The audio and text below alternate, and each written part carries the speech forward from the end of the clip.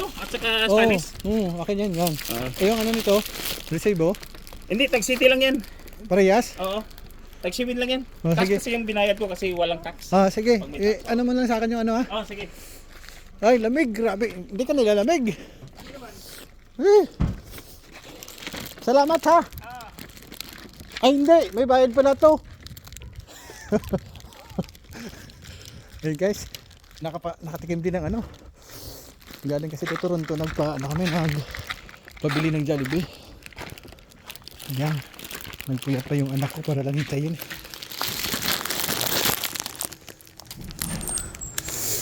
Grabe. Yan. Diba ko kung tuloy pa rin yung anak ko. Galing Toronto pa to. Yan. Gigisig yung mga anak ko. Ano? Baka nagpalit tayo? Extra gravy yan sila. Ha? Extra gravy. Hindi ko na. Mamaya pag ano ko. Baka parehas lang po. Parehas lang yan. Jollibee yan eh. Parehas lang Jollibee. Hindi, may ano po kasi kasama may extra gravy. Tingnan ko mamaya. Tingnan ko mamaya pag may extra bigay ko sa'yo. Nakatikim. Nakatikim din. Yung Jollibee. Uyat yung mga junakis ko ah. Taran! Dito na kayo. Tara, kain na tayo Jollibee. Yan.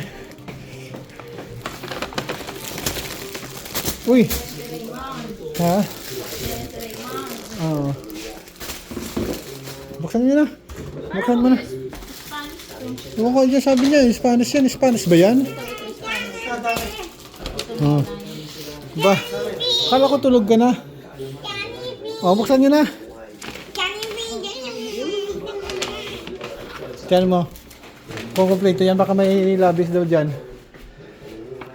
6 bucket. Buksan mo na. Hindi, yung gravy, bang gravy, baka may sobra daw gravy. Ay. Jollibee yan.